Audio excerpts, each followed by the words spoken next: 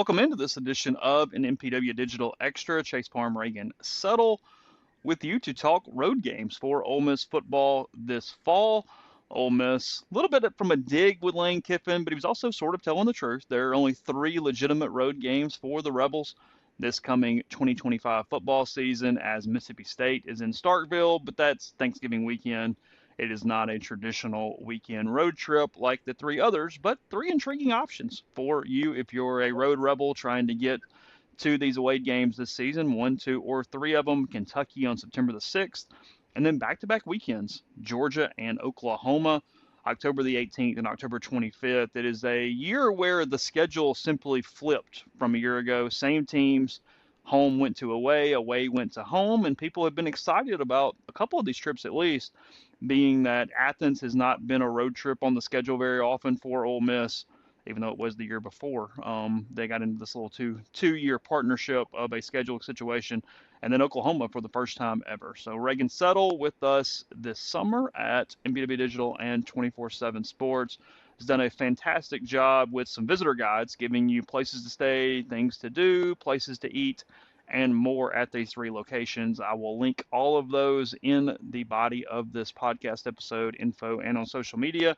And we'll have more as each week comes into play. Before they go to Lexington that weekend, we'll put that one back out. We'll have some social media posts that are helping sort of be secondary ways to push the things mentioned in those articles. But I thought this was a good time to talk for a couple of reasons. One, Reagan's only got about 10 days, 2 weeks or so with us before she assumes her managing editor duties at the Daily Mississippian and starting another year of academics. But if you're going to schedule some things, probably need to get on with that, whether it be reservations, lodging, might even be a little late in some of these instances. So no better time than the present. Reagan, how are you this morning? Great, Chase. Glad to be here.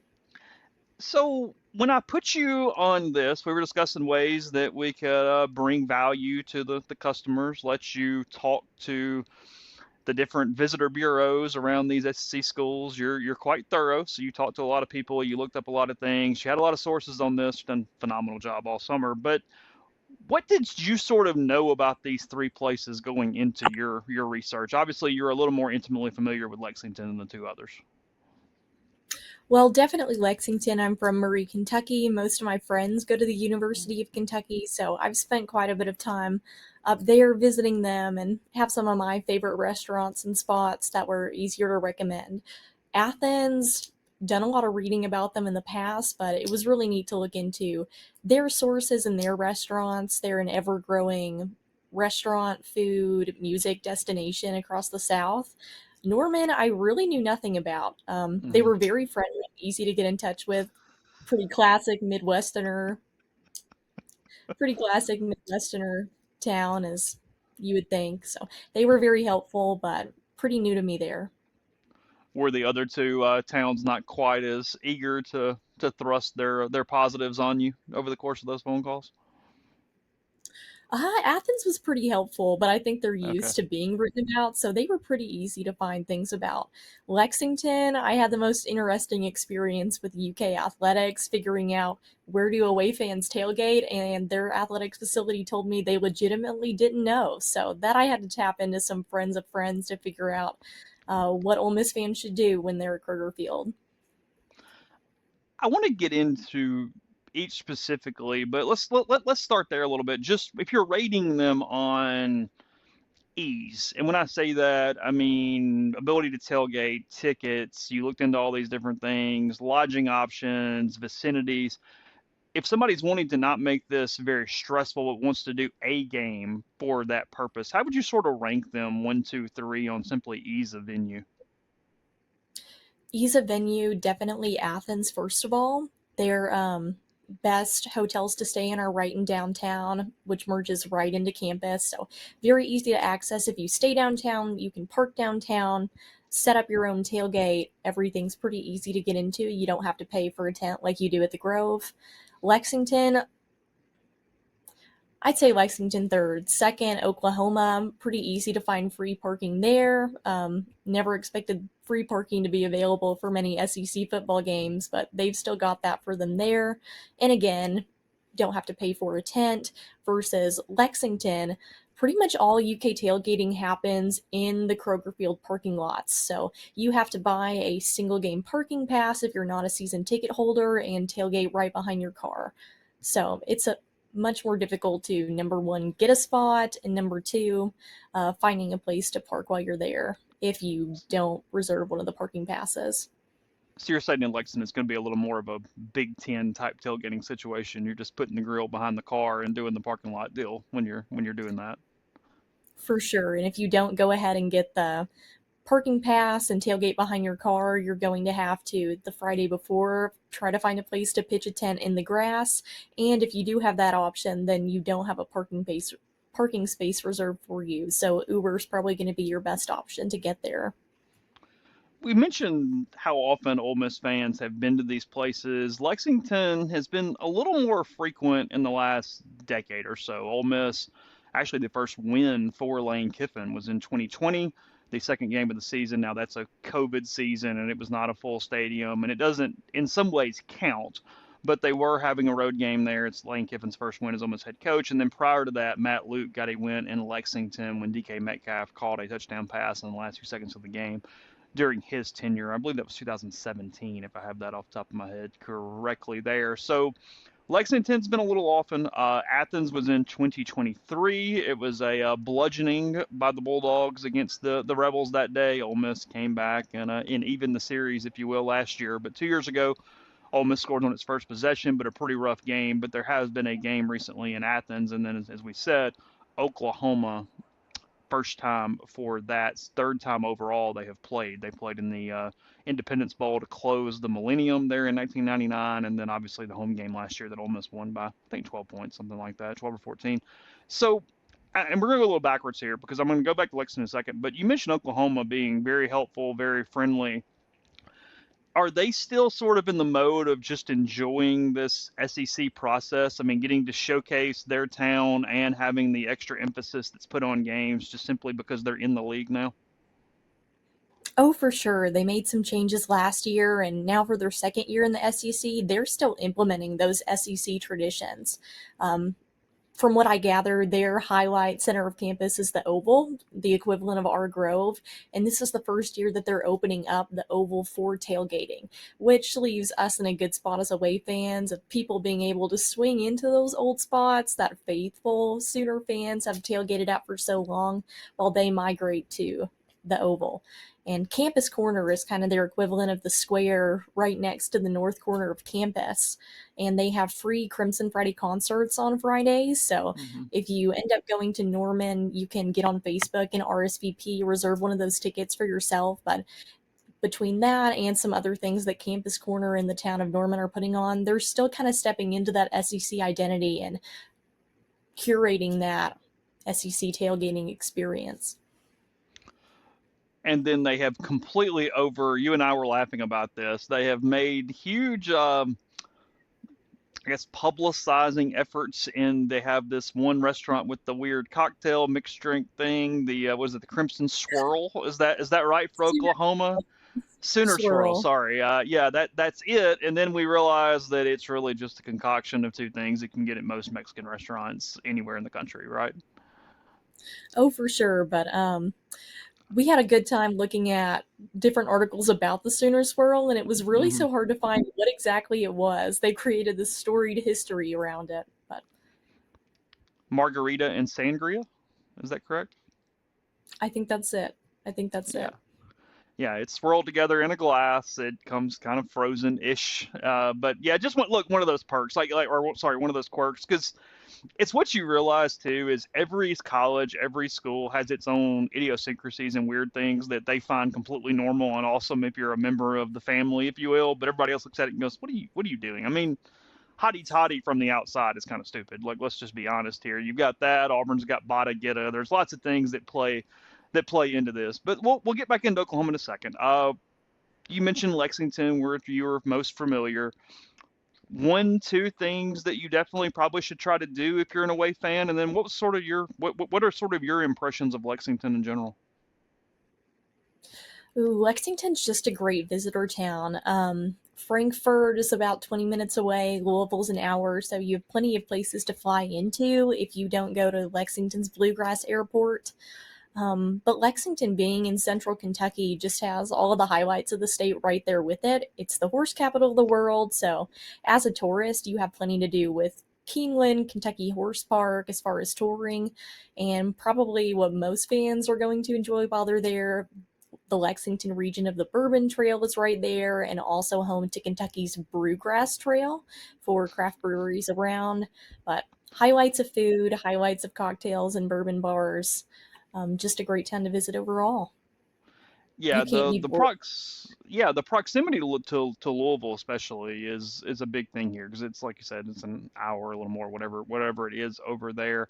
And until you had my geography's bad here. This is probably my fault, but I didn't realize how close Frankfurt was. I mean, we're talking about capital, but not not the largest city in the state. Are there reasons to go there versus the Lexington Louisville more combination? To be honest, there's really not much to do That's in fair. That's the Frankfurt. answer. If you want to drive by and see the governor's mansion in the capital, I'm sure that they'd appreciate your tourism, but really, in a 3-day trip, I don't think it's worth the stopping by. Nothing real special there.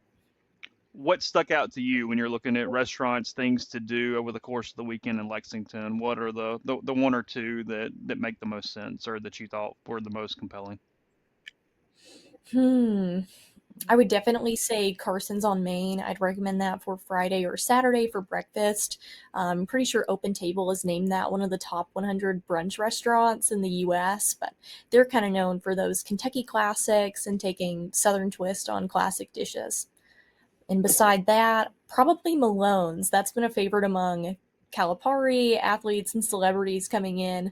They have signed menus all over the walls from people that stop in. But for steak or sushi, they have a really diverse menu, but definitely a good place to go. You might see somebody famous while you're there.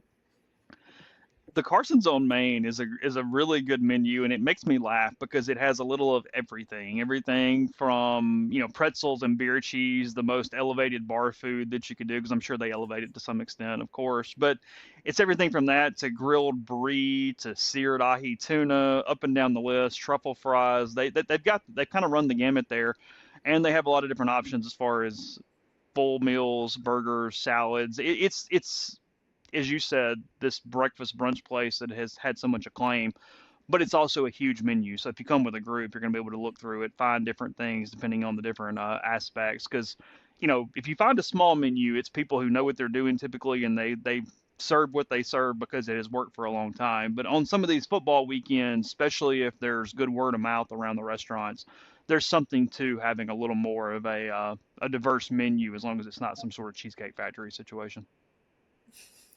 For sure, for sure. The chicken and waffles look really good. They've got like four different types of chicken and waffles. For some reason, those always kind of stick out to me as we're going down the list. So September 6th. Here's the deal on this: is that this is we're recording on August 12th. It will come out this week.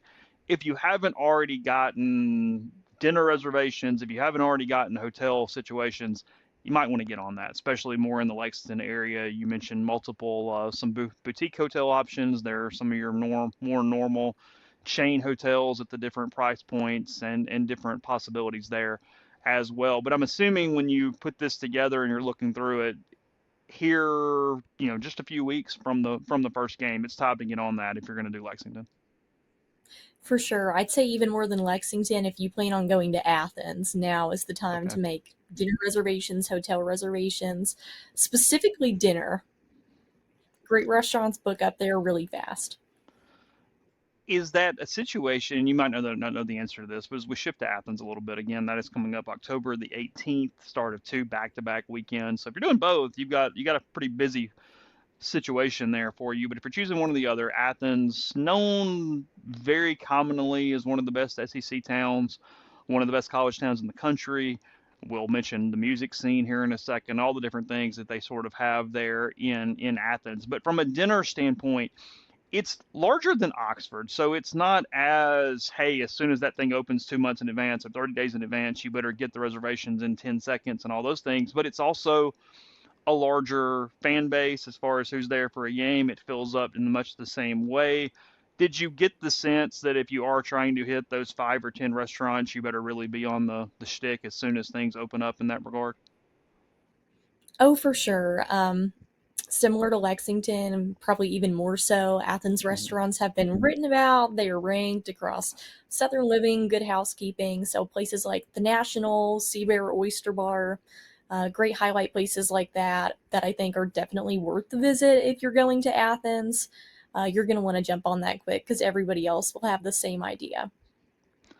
So tell me about this music scene. Everybody talks about it there. You've got all the Athens local bands that got their start, and they really have taken a lot of pride and prominence out of that to the point of it's true, but it feels from the outside, and I didn't do anywhere near the legwork that you have, even though I've been to Athens multiple times for sporting events.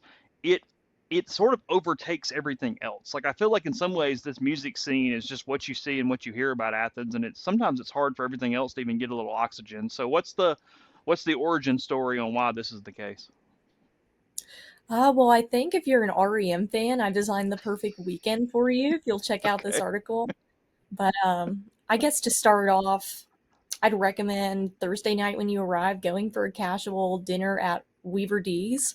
It's Weaver D's Automatic for the People, and REM bought that slogan from Mr. Weaver so that they could use it. But he even went and accepted the Grammy for them whenever they won an award for that 1992 album. But that's just classic, hole in the wall soul food. Definitely a great place to stop for an Athens staple. Second, Wuxtry Records, which was where Peter Buck was working, and that's where he met Michael Stipe. Uh, if you have any records that you want to sell or want to pick up any records or CDs, Luxury Records is a walk-in museum of modern American music. And then lastly, 40 Watt Club used to be the home base for REM. of course. There's a show that Friday night, a southern rock band called the Vagabonds, but definitely a great place to check out. I would love to know, and I guess but what the price was to just grab that name for to used on the album, and what kind of the residuals of the royalties or whatever you would be off of that. It feels like probably a pretty good business decision by our guy that owns the restaurant there at Weaver D's. Oh, for sure. And basically, from what I gathered from watching a couple mini documentaries on him, he just yells out automatic for the people whenever he serves food. But Really? real true lime green hole in the wall, plastered all over his menu. Yeah. The place looks so sketchy from the outside, but the food looks delicious from what I've seen. It's kind of that though. It's the eclectic. It's the cast of characters. That's the reason that we are interested in these type of places. How bad or good is the hotel situation in Athens? Are you looking at having to stay on outskirts of Atlanta, Augusta, or in, or is it manageable to be much more close to the action there in the Athens area? I think it's definitely manageable. Um, I think if you don't get a hotel in downtown Athens, it's probably best to look into the Airbnb VRBO route in Five Points, Normaltown, those surrounding neighborhoods of downtown. But really, as close as you can get to that city center, the easier your life is going to be for game day. Speaking of game day, on-campus tailgating locations pretty plentiful there for the University of Georgia. They have the Myers Quad, which is their, I guess it's on technically South Campus, larger campus, and a lot of SEC schools. And it's sort of their grove. It's where game day has been for multiple broadcasts. They've got a North Campus tailgating option that is more down near downtown, walking distance to hotel shops and whatnot. From that standpoint, is that something in those areas that is manageable for visiting fans, or are they also sort of sent to the outskirts depending on how Georgia does things there? I've personally never been to Georgia, but I think that you should probably stick away from Myers Quad. That's again their Grove equivalent. That's where their whole fan base is going to gather, and you probably wouldn't enjoy being barked at that frequently. If you're an away fan, that is a popular thing that happens there. If it were me, I'd gather towards North Campus. There's more tailgating restrictions there as far as things that you can bring, but it's going to be a little bit more peaceful, slightly more peaceful, and also near downtown restaurants, restrooms, shops, places you can stop during the day while you're there. Tent reservations not available or needed at Georgia. Per your article, fans are allowed to set up their own tent on campus no earlier than 7 a.m. Eastern time there on Saturday for full service tailgating. They have something called the Tailgate Group and Club Dogwood, two options. Majority tailgate setups done by independent individuals or group each week, much like Ole Miss. Not a surprise there in that way.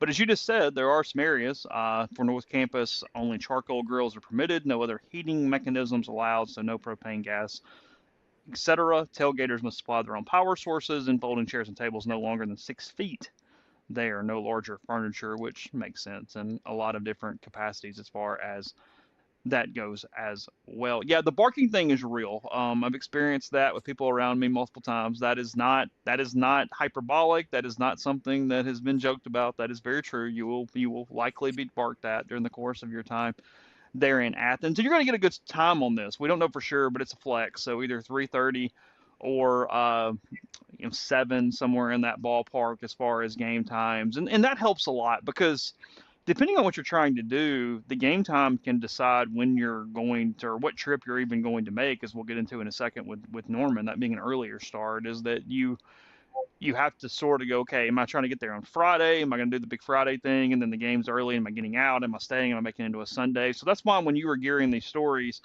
we sort of went Thursday to Sunday. We cover both sides of it depending on how you're trying to do the weekend, or do a 4-day weekend as well with whatever is going on there. And you had one really you had one good option. You said that if you're trying to leave on Sunday before you get out of town, called Cafe Racer, which seems to be a little more of your traditional setup with some donuts thrown in. Oh, for sure. Racer seem pretty neat in that they have, you can't go and sit in, but they have drive-through and walk-up options with some nice patio tables outside. So if it were me, granted the weather's nice, which hopefully on a Sunday in October it would be pretty pleasant, but I would go through the drive-through or walk up, grab some coffee in there made from scratch biscuits, and sit down and get some fresh air outside before you hit the road.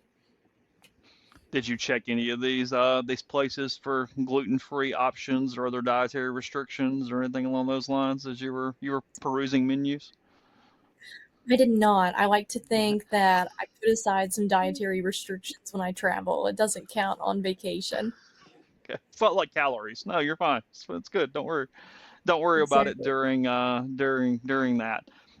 So as we switch to Oklahoma, again, a lot of people familiar with Athens, but we hope we can find some things maybe you weren't thinking of, ways to spend time. Maybe you hit some of the more tourist stops for the first time there. And again, it's kind of centrally located between Atlanta and Augusta, and some things coming in from multiple directions. And we mentioned the Center Swirl. It's at the Mott. That is the restaurant that is that occupies the Center Swirl. As we said, there's lots of articles out there, including a New York Times article that completely glorified it over 600 words, and then never told you what it was made of or what it tastes like, or anything else over the course of that. So that coming from the gray lady there in the Northeast.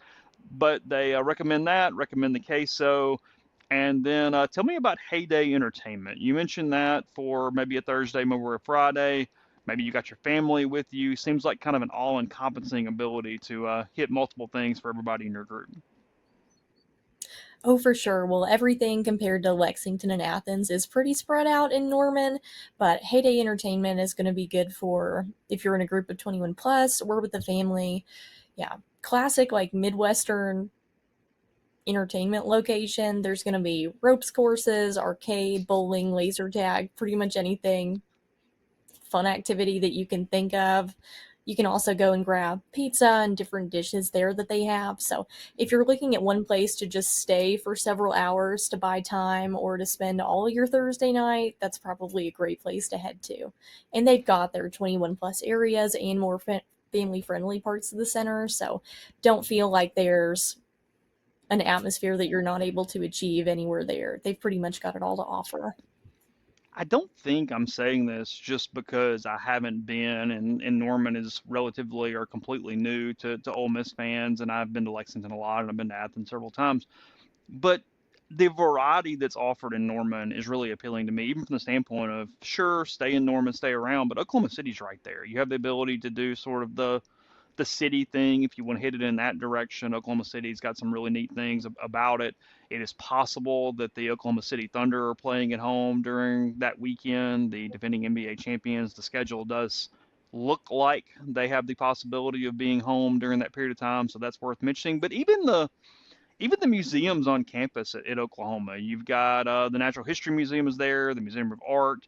We saw people in the comments under the article mention several other museums that are located there in Norman. So between those and casinos and different things, this feels a little more variety than the other locations when it comes to, as you said, everything's not centrally located, but within a normal range, you get a lot of different situations that you could partake in over the weekend, and that's not necessarily the case. So there's something about that with Norman that has attracted me to it as you continue to write and explain these different places.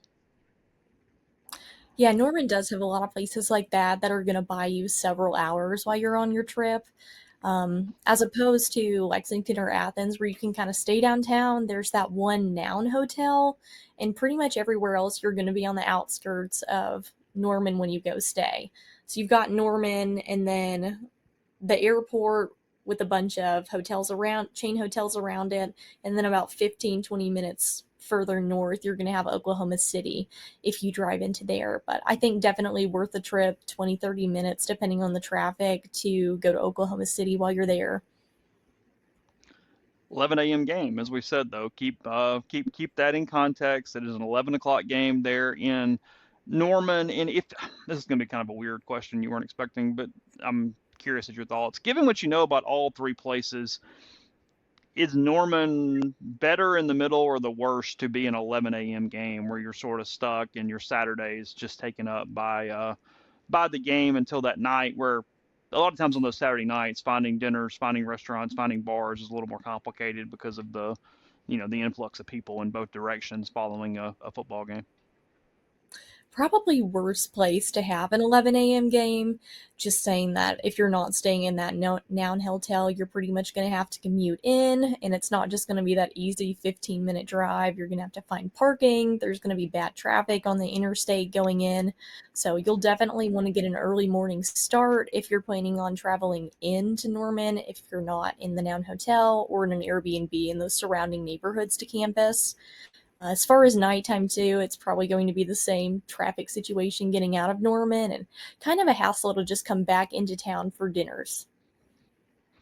We did not mention this earlier when we were discussing Kentucky. That is a 2:30 start, so kind of in the middle there for Kentucky. That is on ABC at 2:30. So you've got that 2:30 again. Georgia is a flex, so that means either 2:30 to 3:30 or 5 to 7. Remember, it is Eastern time there in the Athens area.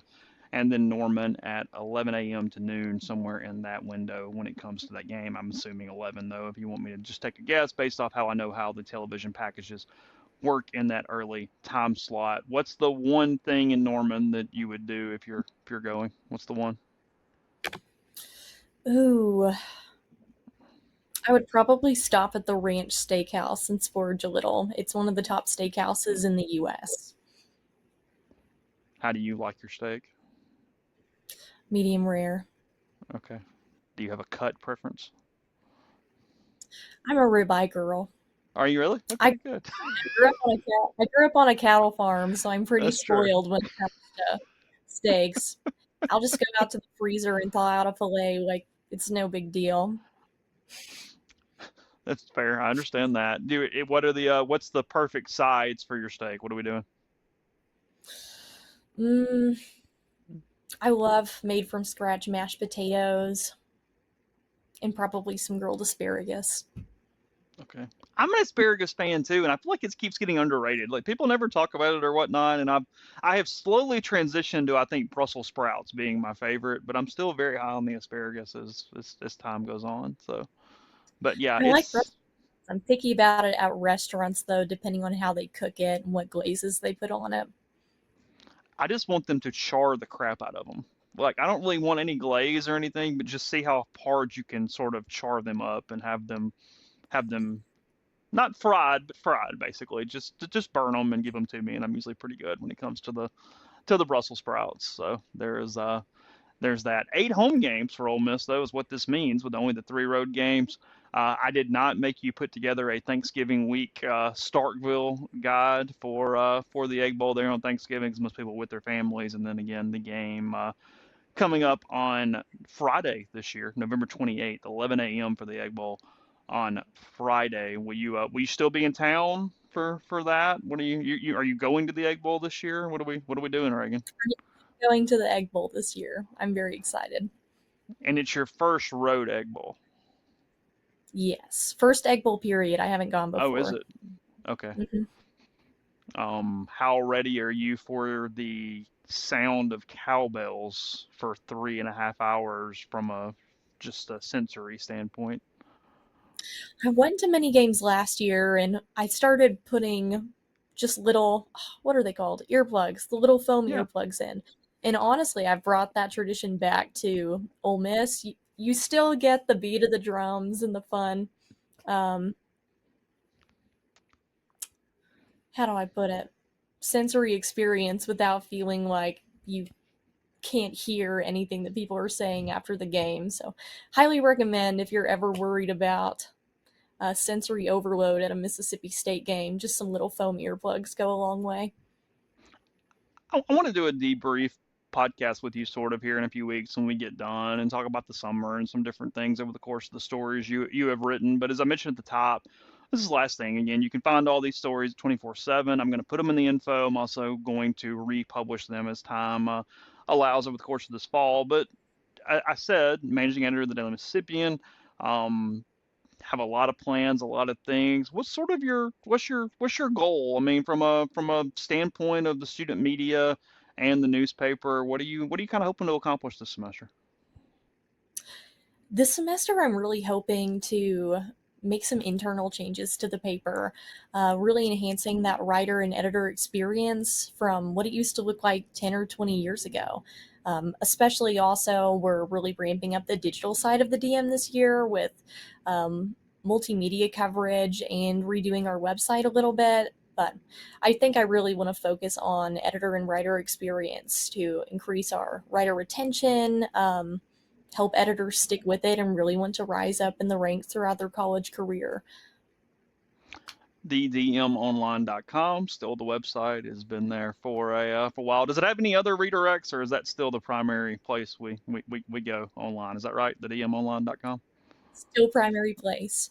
All right, there you If go. you do, I recommend you subscribe to our newsletter on there. So, Yeah. Where do you find that on the website? as soon as you go on the website in the right column, there will be a place to enter your email, and it'll automatically get sent to you 2 or 3 times a week.